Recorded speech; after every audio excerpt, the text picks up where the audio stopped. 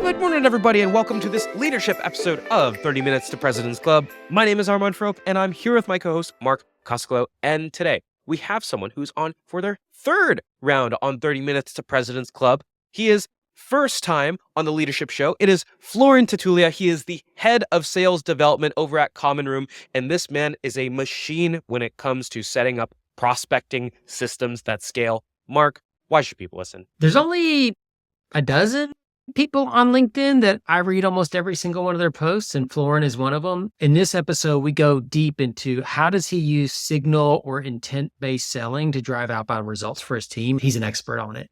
Let's do it. In a 3, 2, 1, let's roll. Alrighty, Florin, welcome back to the show, but this time the leadership show. We start every show with your top 3 actionable takeaways. Let's get your 3. Number 1, build your signal stack rank for your team. Prioritization is super important when you think about who you're actually going to be reaching out to in an account list. But you need to build a system where account prioritization happens based on different levels of signals. So the number 1 signals that you should be focusing on are going to be high intent signals that are time-based. For us, web visits, who's hitting very specific high intent pages on your website, whether that's the demo page and they didn't book a demo, pricing page, T's and C's, the privacy page are all naturally going to be very high intent. If you have a PLG motion, I think free trials or whatever you define as an activation is another one where you should be hitting up those specific people with messaging and making sure that you're either getting them on a call or providing value upfront quickly. Another one to give an example of high intent is socially engaged play. So when people are asking questions or discussing topics related to what you're selling, whether that's on like LinkedIn, on any other social channels, in your communities as well. And then you can start to prioritize other types of signals, such as the more common ones. So job changes, funding rounds, job listings. Those are not necessarily time-based, and you need a creative approach to tie that trigger to the context for why you're reaching out to make sure that you're hitting people up according to the signal. What's number 2? Number 2 is managers and executives should be multi-threading key contacts with their reps. This is something that not enough managers and executives do, in my opinion. And we've actually seen about a 25% increase in reply rates when we're sending a very similar message from the peer at an organization. If I'm a head of sales development, if I send a message to another head of sales development, the chance that that person is going to respond to me is significantly higher than the same message coming from an SDR. The other thing you can do here is set up specific days where you do prospecting, whether it's a 3-hour block or full day blocks at various companies where the executives, managers, and the whole company is trying to break into accounts through their different networks. And I think another important thing here is, especially for executives, the reps should be writing those emails, or at least the framework, so that executive can very quickly make the minor changes that they need to, but they don't have to build things from scratch. Boom. Big fan of the exec to exec outreach. What do you got for number 3? So number 3 is don't let your reps dial alone. This is a big mistake in a more remote world. I highly recommend that leaders invest in some form of a virtual sales floor so that you can listen in on what prospects are saying. You can do this on something like Zoom. It becomes more difficult because you're all talking over each other. People have to mute and you can't actually listen to the conversations. So there's a lot of tools that have virtual sales floors where when a rep gets a pickup, it shoots them into another private room, and then the team can go ahead and actually listen in on those calls. And then when everybody's done, or as the team is collectively still dialing, you can coach in real time that energy transfer of meetings being booked and actually coaching with everyone there and having real situations where you hear both sides of the conversation are a super powerful way to go about cold calling training. All right, Florin, let's get into some signal stuff, because I know you're at a company recognized for providing tons of great signals. I think that you're putting out a bunch of content right now about signals, and I think that it's a very hot topic in sales. Help me get started. I'm somebody that is about to purchase or just purchased a tool like this. What are the first 3 to 5 signals that I should probably put into immediate use inside my SDR or prospecting org? I think there's higher intent signals that every company should run. And I would almost say that it's almost irresponsible if you don't have some of these set up company, like website visitors and identification at the person level. There's like literally hundreds of solutions. I think when we checked on G2, is like 177. So being able to actually identify like the specific person that's on these high intent pages, like your pricing page, like the demo page, you should have some form of a workflow or at the very least an alert that signals to you when somebody is on that page in real time, and set up a system where there's a rep actually reaching out to them at that point in time when it's still top of mind. If you have a free trial where you're tracking some form of activation, they've hooked up multiple integrations, opened up a certain amount of workspaces, or invited different people, that's another trigger that is super important to have set up. One that a lot of people have been doing somewhat manually, but is working really well for us is socially engaged signals. So we sell to sales teams. There's a lot of thought leaders on LinkedIn, a lot of different people on things like Substack, on different social platforms that are talking about topics where we believe we can come in and help these teams as a company, Common Room. So we're tracking all these different posts, scraping the engagement, making sure that we're filtering for our ICP and reaching out to those people very quickly with some form of an insight as to how we're tying the context of that signal-based outbound for us to our solution. So I have been on a website, and within a couple of minutes, I've gotten an email that said, "Hey, Mark, saw you were just on our website. Yeah. I know you're not doing. So tell me, what is the magic email you write to these de-anonymized people that are on your website?" I'm really glad you called that out, Mark, because one of the biggest mistakes that people do is they treat a signal as the reason for reaching out to someone. It doesn't actually work. A lot of people think it's creepy, especially if you've sold to non-salespeople. They're like, "How do you know I'm on your website?" Right? Not everyone knows that this type of technology exists, and it's not a good practice. This is why I always teach people, you don't want to use a signal in isolation and make the fact that they're on your website the reason you are reaching out to them. So typically what I would recommend is that you don't mention the fact that they're on your website at all. Look across other potential forms of intent or signals. Have they liked a post related to the topic? Has their CEO talked about a funding round or expanding into a new location? If you're an enterprise org, look through their 10K report. There's like a ton of different softwares now that can help you like summarize that very quickly. You can build a compelling reason to reach out to somebody on your website in 15 minutes that has nothing to do with the fact that they were on your website. It looks more as a coincidence, and because it's top of mind, it actually converts better. So customer comes on my site in some tool. I get a ping that this person's on my site. We route it to the right rep and we provide them a notification to go write an email. Do we write the email on their behalf and have them personalize it and send it? Take me through the workflow from we've just identified somebody's on the site. So for the workflow, I think there's automated ways you can do it with solutions like Common Rooms. For example, when somebody's hitting your website, we will send a Slack alert right away. Then we're cross-referencing against the book of business and pushing that into a specific sequence. For us at Common Room, we have a web visitor specific sequence. We try to break out messaging and sequences per different signals, giving the rep the autonomy to do extra research. Essentially, the way it works in a fully automated way is that person gets a notification and is already in a sequence ready to go, and then you're just customizing as needed. You don't have to do that in a fully automated way.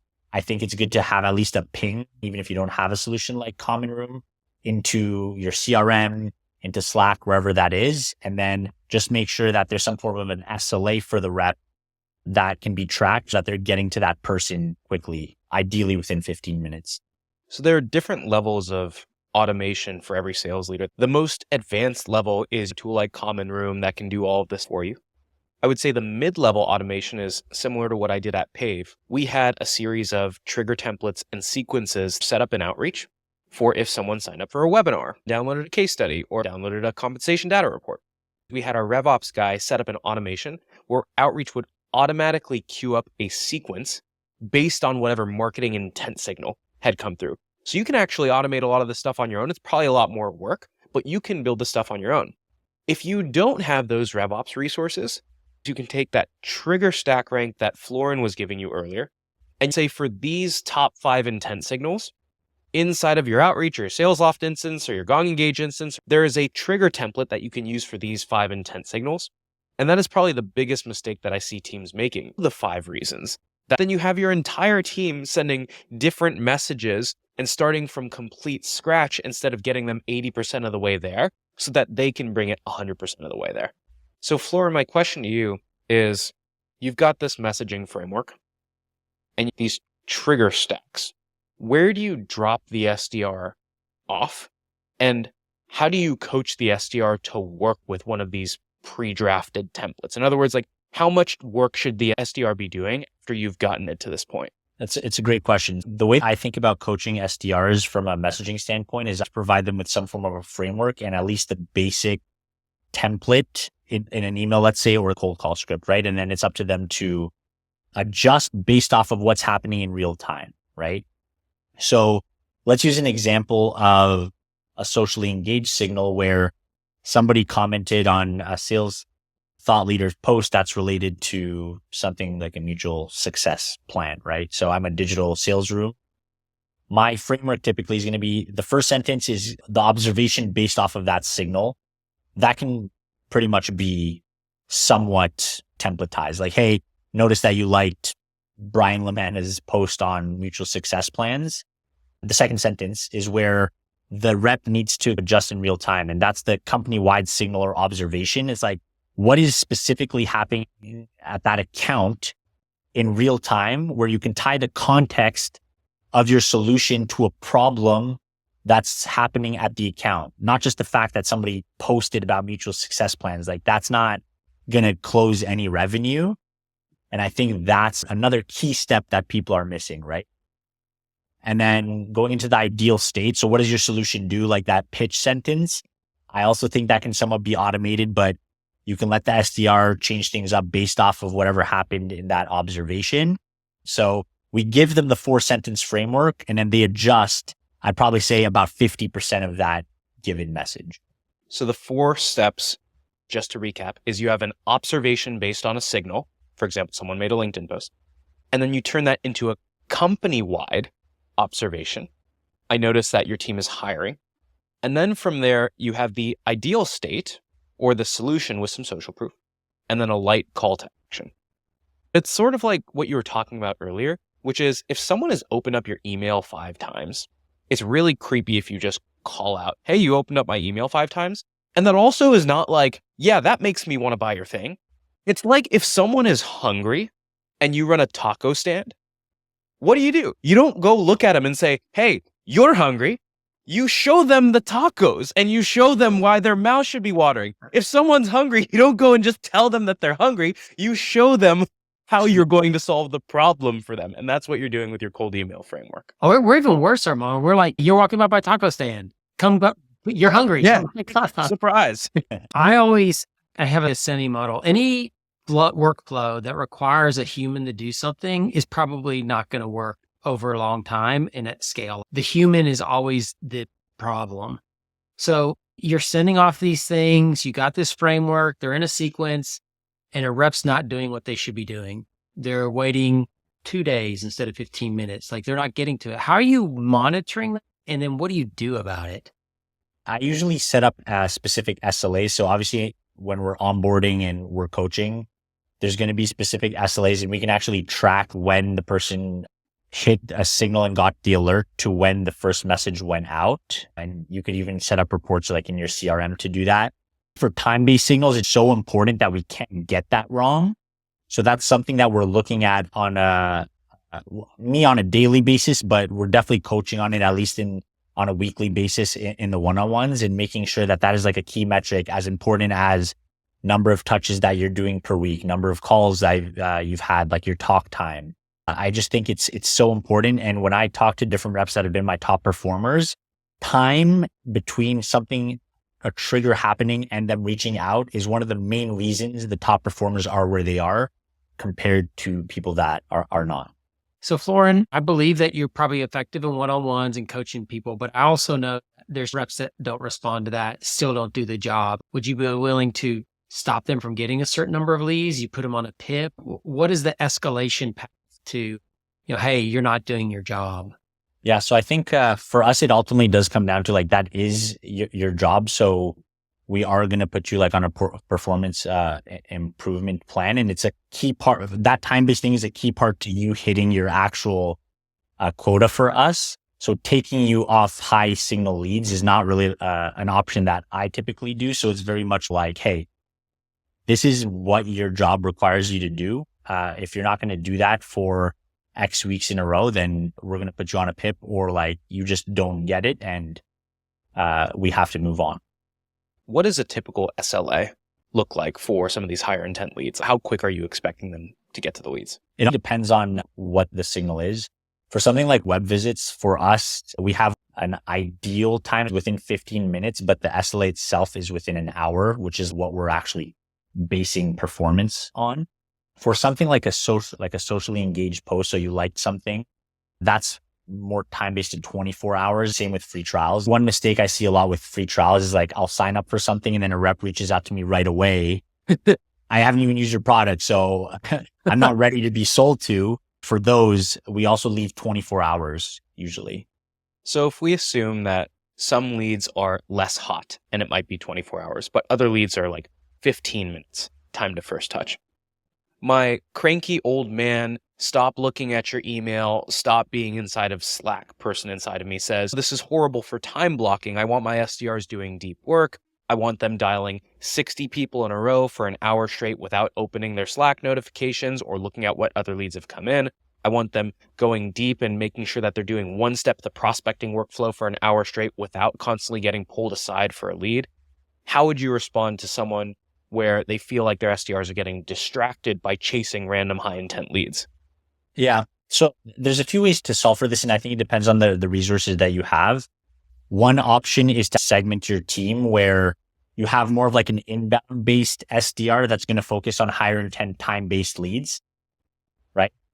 The second option is more of a hybrid approach where the minimum time frame that we have is at least an hour. Typically, you can do a call block for 30 minutes, especially these days where you have the power dialer, you can get out 100 calls in 30 minutes. So you still have time within that 1 hour block to reach out to all the people you have to. Those are the two options that teams typically struggle with. And even for us, like we're a small team, we're 4 or 5 SDRs. So it doesn't make sense for us to fully segment right now. It's more of a hybrid approach with the understanding that if you're going to do a call block for 30 minutes, you still have time to get to those leads. So my only last question on this is, what do you define as time to first touch? Naturally, they're going to send out this email, but do you track speed to first cold call as well? Or is it just they got to get an email out as quickly as possible? The way that I've designed my sequences, it's a 3 burst, like first touch essentially. So it's always the email that's first. It's the easiest one to really track. So we send an email. The next step is going to be the call. And then there's some form of the LinkedIn touch as well. So that's how we track. And it's always the email first. Florin, I think something that I was super interested in, and honestly, I don't think I mastered when I was at Catalyst, was this digital or virtual sales floor. And you mentioned that in your 3 things is like, don't let people die alone. Help me understand how you organize call blocks and calling with reps in this virtual sales room environment. Take me through the tooling and how you organize it. Yeah. So there's a number of different solutions that work well. One of my favorites is Nooks. We all go in this virtual sales floor. We usually have, at least where me as a manager comes into the call blocks once or twice a week, usually like Tuesdays and Thursdays, we'll do call blitzes. There's even a Spotify integration so we can get our music going. We get everybody amped up and then we just start dialing. The good thing is the dials are happening in the background as we're having conversations, and you're just trying to mimic what you used to be able to do in the office. It's crazy that a lot of people haven't even had an office environment to really see what that feels like, but the energy is so different. Like when someone books a call, that is infectious to other people. And even if you get somebody that cusses you off or something, you all just laugh about it. And I think there's something about that energy that we have never been able to replace. But I think virtual sales floors are really the closest thing that we have been able to get to. And then once someone's done with the call and people have listened in, actually having a bit of a mini retro in real time. It's like, hey, how do you think that went? And then usually the rep, as they're more self-aware with the virtual sales force, like, I screwed up this objection, or this is what I should have done differently. You have a bit of a conversation and everyone's still dialing, and it just, that momentum builds and builds over time, and it really is infectious. So when you say call blitz, I think that there's a million definitions of call blitz. Yeah. Tell me about your call blitz. How does it work? You do it twice a week? That feels like a lot. Help me take through your thinking on call blitzes. As a manager that only has 4 or 5 people right now, I think I can afford 2 30-minute blocks. So Tuesdays and Thursdays, for me, that's a super important part of enabling and showing the team that I'm also there with them, and we're doing that coaching live. I don't think it's too much to do that twice a week. For more critical coaching, I would do a separate one-on-one where it's like, hey, clearly when I'm looking at the metrics, like you're struggling with pitch to conversation, which is a specific part of a call that we're tracking through reporting and outreach and Alti sales actually, right? So that's when we would do more of like the reps, where I think about it almost like the analogy where you're never going to actually run a whole basketball game in practice. You're going to do like 100 3-points in a row. So if you're struggling with your specific pitch or your opener or one specific objection, I'm going to sit with that rep separately so that we can have a critical conversation and run that and repeat it like 50 times in a row until you've nailed it. Yeah, we had KD on the show a while back, a number of times, and he talks about how it's a huge mistake how most teams are practicing in the game. And if you think about the average connect rate, which is 5%, if you get stuck on a certain competitor once, that literally 1 every 20 dials, you're going to get some objection. The chances that the one person that picks up is going to give you that same competitor again, even this week, is extremely low. So take it, practice it 25 times with your manager with another rep, and then move on. Yeah. Florin, the other thing I wanted to ask about when it comes to the management of these is it sounds like these are pretty active. In other words, someone picks up the phone and the team is listening. They're stopping what they're doing and listening in on the dials. My guess is the purpose of this sounds like it's more of a team building and a training exercise versus the goal of this is not to get everyone to hit their dial commitment in these hours together, right? So do you have like separate dial blocks that are solo versus these team ones? So the reps all do their call blocks every single day without anybody else in the room. Got it. The good thing about platforms like Nooks is that you have a virtual sales floor and it's also a parallel dialer. Within 30 minutes, usually everyone gets to like 100+ calls, which was just not possible to get to before. So I think it's a really healthy way to balance both of those things. Great. And for folks who are listening, Nooks is one, Orem is another. We happen to work with them, but there are tons of really good tools. And these parallel dialers, especially if you have a big territory, it is mind-blowing how many more cold calls you can make in a week just by dialing multiple people at once. Florin, this was an awesome show. We have to move to the final question, and it is this. We talked about a lot of good habits that sales leaders can exhibit, but what is one bad habit that all sales leaders should break so that all teams get a little bit better out there? We get so many sales leaders that come to us and they're just like, we have this mandate at our company to look into different AI tools and we want to implement something. And then you ask them, what are you actually trying to do with AI? What's the problem that you're trying to solve? And a lot of leaders like actually struggle to answer that. So don't get caught up like in the hype just because it's AI. There should be some glaring problem that you have at your organization that you're trying to solve. If AI can help you get, then that's fine, but don't just blindly purchase solutions or start evaluating different things and wasting your time for things that might not be broken or you just don't even know what you're looking for. AI only helps you suck at scale as a team if you don't know the fundamentals. Think about that. Don't suck at scale. Amazing show. Florin, thank you for the words of wisdom on the way out. Everyone hang on for a 60-second recap coming up soon. Alrighty, Mark, it's time for a 2x2 recap from this episode with Florin Tatulea. What do you have for your 2? Number 1 is I love how he buckets signals into categories and then has different SLAs for each one. For example, those timing-based signals that must be replied to immediately versus things that are just more interesting and don't have to be prioritized as quickly. I thought that was really interesting. Secondly, I love call blitzes, but I've only ever done one a week at the most. Doing multiple call blitzes, getting on that virtual sales room floor, getting the music pumping, having people laugh at people that are responding crazily in cold calls. I think that is just an amazing cold call culture. And you and I both know, Armand, like the phone is the ATM machine. You push the buttons and money comes out.